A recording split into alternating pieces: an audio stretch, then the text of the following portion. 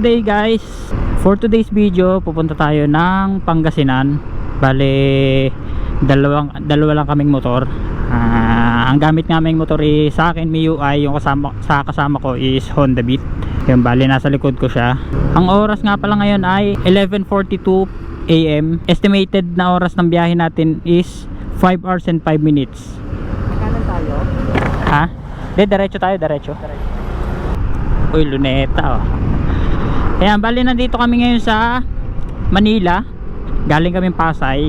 Papasya lang kami dun sa bahay ng katrabaho namin, and gusto namin makita yung ganda ng daang Katutubo. Bali, first time ko nga palang makakapagbiyahe ng ganito kalayo, kasi kadalasan for malalapit lang. Halos 180 km ang aming babiyahin. Ngayon masusubukan ko ang motor na to, and ganun din sa kasama ko. Nandito na kami ngayon sa Malabon. Nakabase lang kami sa Google Map. Siyempre, unang beses ko nga lang nakapunta rito. Kakatuwa lang, gawa ng parang yung dinadaanan namin parang hindi talaga daanan. Mga shortcut na yata itong tinuturo ni Google sa amin. Pero kagandahan, ang sabi kasi dito ay ito daw yung fastest way. Ito na daw yung medyo mabilis na daan. Kaya siyempre, tiwala naman kami sa Google Map. Nandito na kami sa Valenzuela. Ito yung arko ng Valenzuela. May mga nakapaskil dito na hanggang 50 km lang daw ang kailangan na takbo. Tsaka may mga CCTV rin na mga nakatingin dito. So siyempre, dahil dayuhan tayo, susunod tayo sa kanilang patakaran dito. Buti na lang dito sa may bandang Valenzuela, maluwag ang daan. Kahit Holy Week ngayon, hindi masyadong traffic. Medyo mabilis-bilis ang biyahe natin. Meron pa tayong 154 km mula dito sa, ang alam ko, Valenzuela pa tong nakakasakop dito sa lugar na to. Nandito na tayo ngayon sa Malolos, Bulacan.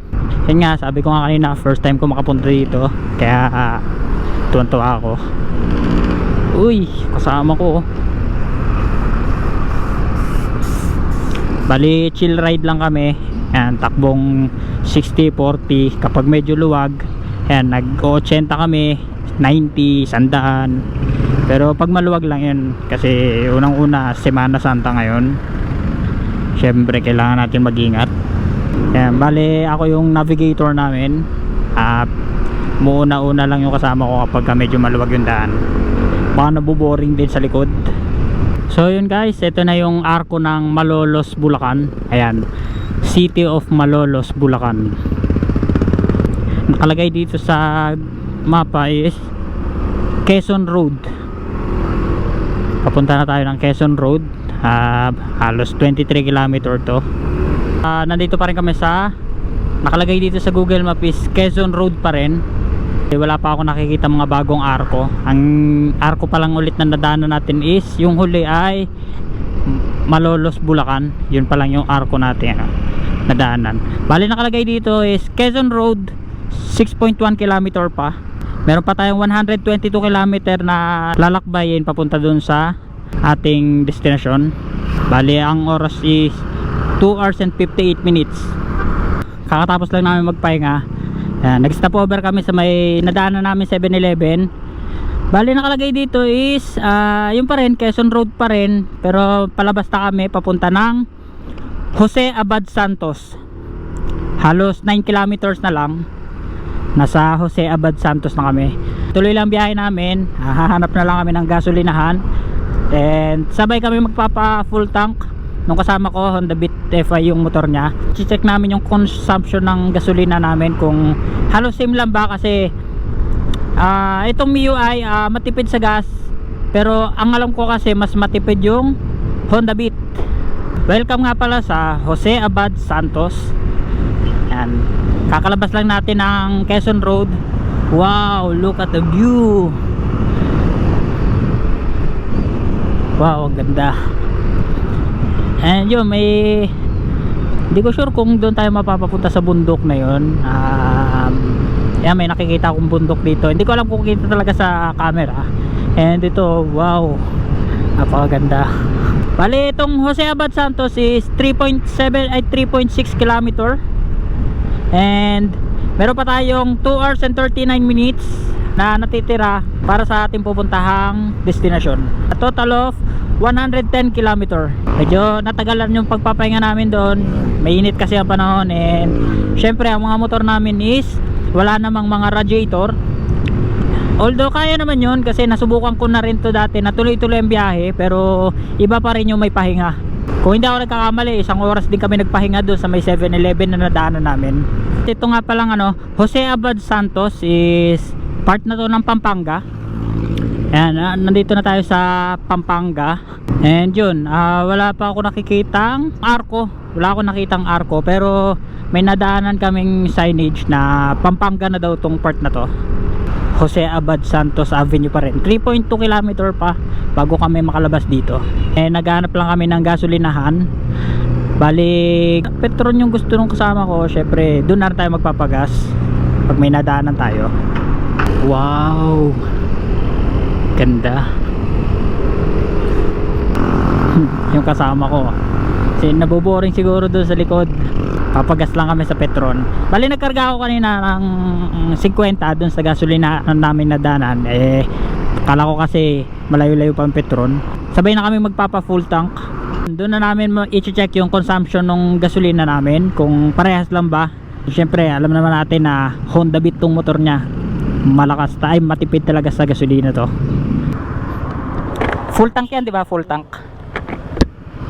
So yun, palis pa lang kami dito sa may San Juan, Mexico, Pampanga.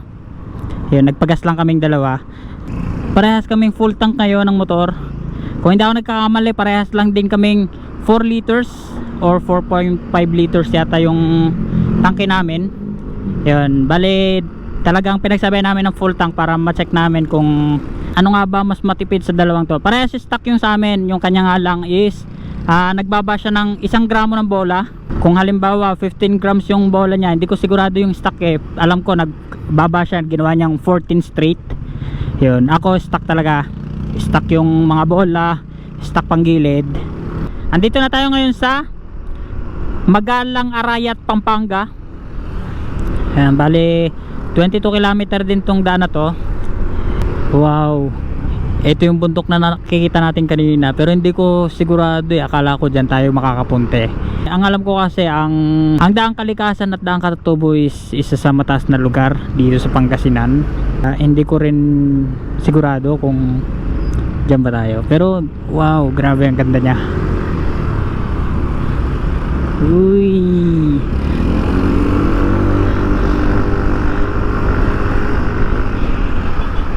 iba rin talaga ito magpatakbo si parang Ian. Let's go.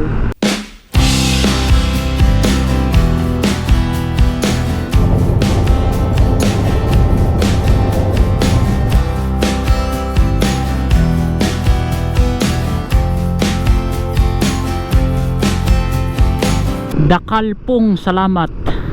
Ano kaya ibig sabihin nun? Wow, ganda oh.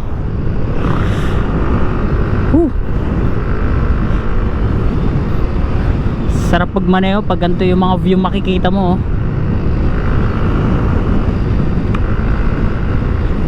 Mas na-excite ako lalo makita yung Daang Katutubo at Kalikasan. Napapanood ko lang yun sa mga vlog Grabe yung ganda. Ngayon mapupuntahan ko na. Oh, grabe oh. Yung mga ulap kitang kita, yung mga guhit oh, nanliwanag ng araw. Nandito na kami sa Magalang Concepcion. Alam ko part pa rin to ng Pampanga pero medyo padulo na. Bali 6.8 km pa yung babiyahin namin dito sa Magalang Concepcion Road. Meron pa kami natitirang 73 km papuntas doon sa destination na pupunta namin. Estimated time kay Google Map is 1 hour and 46 minutes. Bali umalis kami kanina sa Pasay is hindi ko sure pero 11 yata kami umalis. Palabas na kami ng Magalang, Pampanga ng 4:10. Ayan, may kasama ng pahinga yon. Ayan, nagpahinga kami sa 7-Eleven. Tapos may mga stopover na yon gawa ng syempre walang radiator ang aming mga motor, paliliit na motor lang. Wow, grabe yung daan dito guys oh. Tignan nyo yung takbo ko, nakakaisang daan mahigit ako dito oh. Ang luwag ng daan nila dito. Wow, nakaka 110. Subukan natin yung dulo nito. Magwa 120 pa oh. Yeah.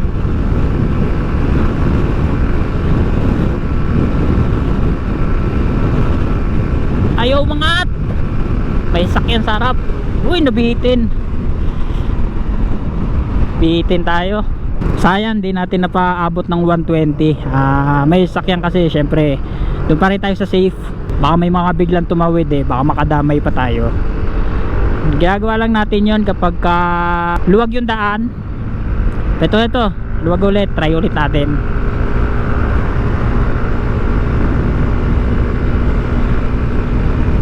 Sandaan.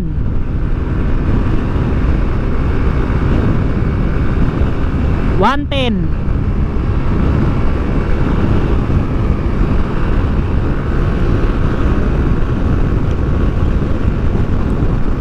Sagad. Hanggang 118 lang, 118 or 119 nabibitin tayo sa daan. Bali stock lang naman tong motor ko. Wala pa naman ako mga pinalitan dito kahit sa panggilid. Bola lang yun, pero stock size pa rin. First time ko lang makakita ng ganito. May mga nadaanan kami kanina na yung mga hinahampas din yung likod. Yan, tapos may mga dala-dala sila kasi Semana Santa ngayon. And ngayon lang ako nakakita ng ganyan, kaya nakakatuwa rin. So yung guys, andito na kami sa may lungsod ng Tarlac. Tarlac na kami. Picture tayo. Kakapasok lang namin sa boundary ng Tarlac. Based dito sa Google Map, nandito kami sa may MacArthur Highway, Hilario Street. May 7.5 kilometer din ang haba nito. Meron pa kaming 58 kilometer para bago makarating dun sa destinasyon namin. And nakalagay dito sa Google Map is 1 hour and 18 minutes pa. So yung guys, may nadaanan na naman tayo. Ito yung mga naghahampas. So wow, galing. Ayan, puro sugat na yung likod nila oh. Tapos yan, meron din nagbubuhat ng mga krus. Bali may alalay na sila. Siguro dahil syempre mabigat din yan. Tapos naglalakad pa. Kanina pa kami nakakakita ng ganyan. Sa amin kasi sa Tagaytay wala naman ganyan. Kaya yun lang, natutuwa lang ako sa nakikita ko. Bali tuloy pa ng biyahe natin. Meron pa tayong 52 kilometer na natitira. Bali 1 hour and 9 minutes pa yung gugugulin nating oras. Nandito kami sa Burgos Street. Part pa yata to ng Tarlac. Bali kakalagpas lang namin sa SM Tarlac. Ang daming circle na daanan dito. Tsaka may mga one way din. Wow guys, tingnan niyo yung view. Wow, ganda. Ano yan, buhangin? Andito pa rin kami sa probinsya ng Tarlac. Nakalagay dito sa Google Map is Kamiling Bayambang Road. Yan, bali ang haba nito is 30 km. Mayroon pa kaming 48 km papunta dun sa destination na sasadyay namin. And ang oras na estimated ni Google Map is 58 minutes. Nandito pa kami sa Kamiling Bayambang Road pa rin. And wow, ganda ng daan dito. Napakaluwag, wala masyadong sasakyan. Or siguro dahil Holy Week lang. Pero wow, napakaganda. Ayun, tatanaw dito yung mga bundok. Di ko sure kung doon yung Daang Kalikasan at Katatubo. Pero ang gaganda yung mga dikit-dikit yung mga bundok. And yun, ang oras ngayon is 5:37 na ng hapon. Magdidilim na rin. And medyo kumukulimlim, sana hindi umulan. Andito na pala kami sa Pangasinan. Ayan, Pangasinan na to, may nakita akong signboard. Kamiling Pangasinan. Subukan ulit natin yung top speed nito. Napakaluwag ng kalsada, wala masyadong sakyan. Kaya makakasagad-sagad tayo.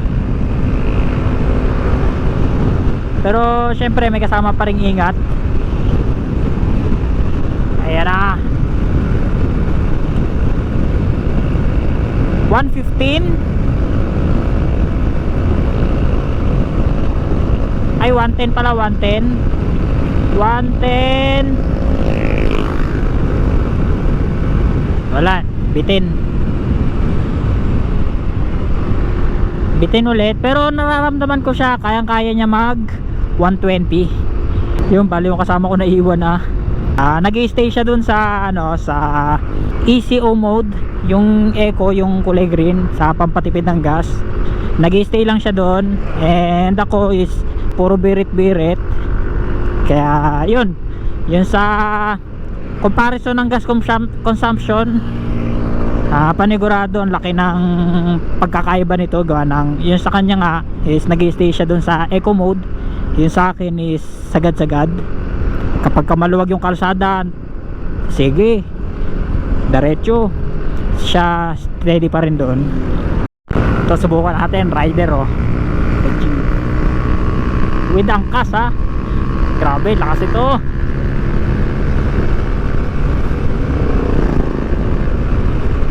Alam natin hindi tayo aabot, pero susubukan natin humabol.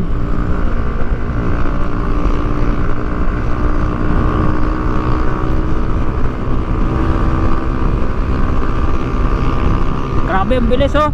100 mahigit ng takbo namin.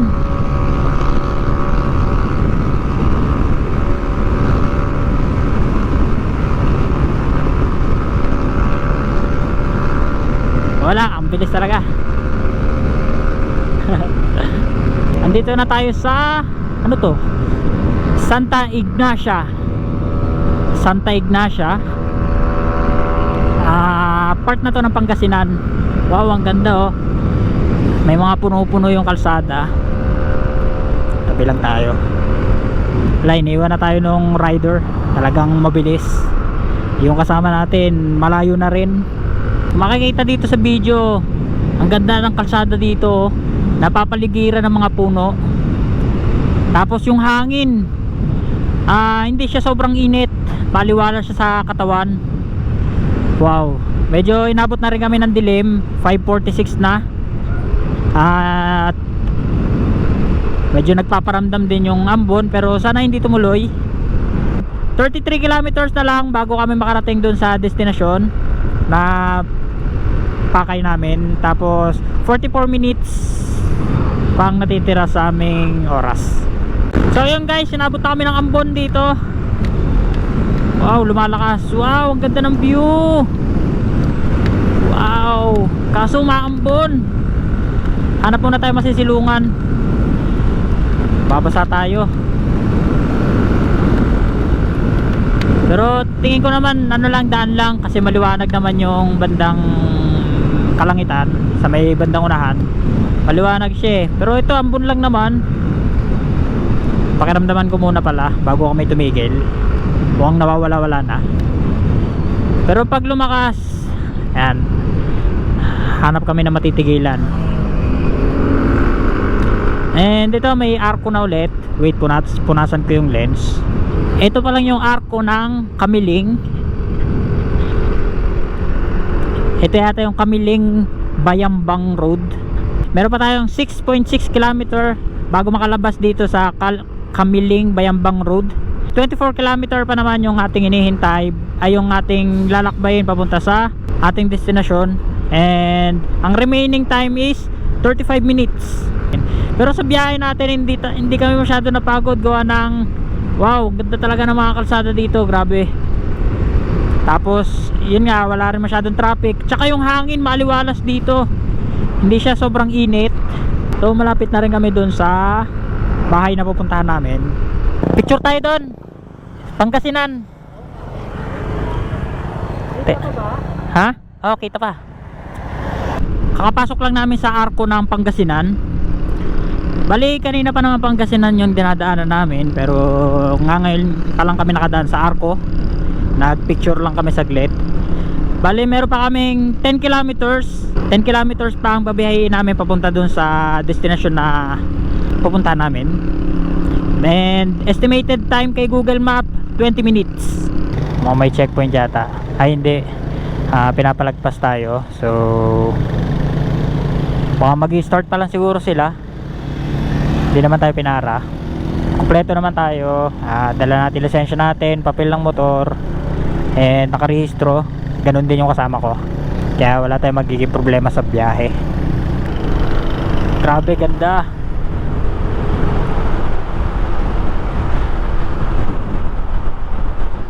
Sarap ng hangin, lamig, pero hindi naman sinlamig ng Tagaytay, pero ang lamig pa rin. Wow, grabe, ang ganda nito. So yun, malapit na rin kami. 8.9 km na lang, and estimated time ni Google is 17 minutes.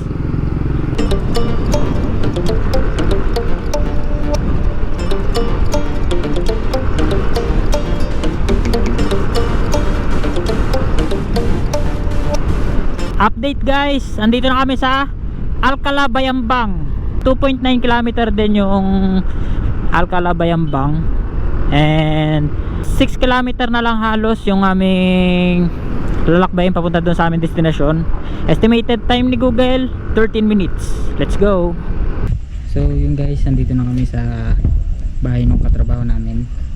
Papahinga lang kami, tapos bukas diretso kami ng hindi ko alam, alam ko may mga iba pa kami mapupuntahan, pero ang target talaga namin is yung daang Katutubo tsaka daang Kalikasan. Yan, sana makapunta kami. Madaling araw namin balak pumunta. Yan, papahinga muna kami, nandito kami sa bahay nung katrabaho namin. Yan yung mga motor.